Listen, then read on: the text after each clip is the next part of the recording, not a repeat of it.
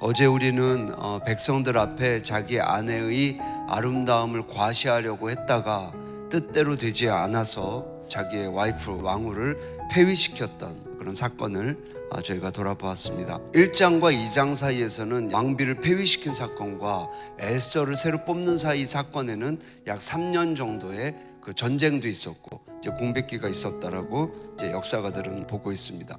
그러니까 이 3년의 기간이 흐르는 동안 이 아하수에로 왕이 왕후를 좀 보고 싶어 했던 마음도 있었던 것 같습니다. 그거를 측근 참모들이 알아차려요. 그래서 왕에게 새로운 제안을 합니다. 폐위시킨 왕후를 대신할 여자를 새로 뽑으면 어떠냐라는 그런 내용입니다. 그런데 그 기준이 딱 한 가지밖에 없어요. 예쁜 여자, 예쁘고 젊은 여자였어요.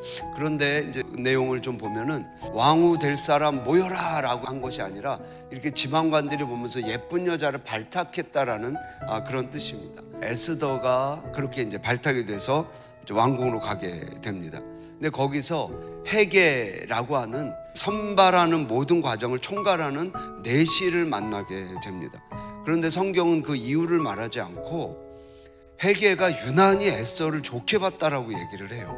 이 헤게라는 총괄 내시가 볼 때는 에스더한테 왠지만 잘해주고 싶어서 특별한 관리를 해주고 특별한 은혜를 베풀었다라고 성경이 얘기를 하고 있는 거죠.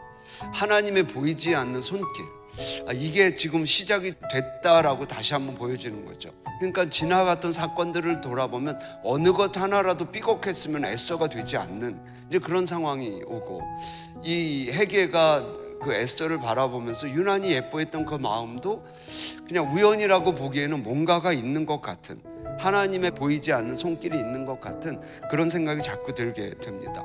그리고 나서 이제는 왕후가 되는 준비에 돌입을 하는데 이 과정이 엄청 까다롭습니다. 왕에게 한 번 선을 보이기 위해서 1년을 준비하는 거예요. 그 1년 준비하고 왕 앞에 설 때는 이 여자가 달라고 하는 거는 다 줘야 되는 거예요. 쉽게 말하면 나 귀걸이 뭘로 해주세요, 마스카라 뭐 해주세요, 향수 뭐 해주세요 라고 말하면 다 최선의 것을 정부에서 지원을 해주는 그런 상황이라고 말을 해줘요. 근데 에스더는 조금 달랐다라고 얘기를 해요. 에스더는 아무것도 요구를 안 했다는 거예요. 또 보이지 않는 하나님의 손길. 저는 우리 자녀들에게 이 은혜가 있길 바랍니다. 다른 사람들은 이것도 요구하고 저것도 요구하고 그래서 만반의 이제 준비를 해가지고 서게 하는데 에스더는 그냥 기본적으로 나라에서 주는 것만 딱 가지고 섰는데도 뭐가 하나가 덧입혀졌냐면 하나님의 보이지 않는 손길이 덧입혀진 거예요. 결국 왕은 그녀를 선택하게 되죠. 사랑하는 여러분, 하나님의 보이지 않는 손길을 믿는 은혜가 있길 주의 이름으로 축원합니다.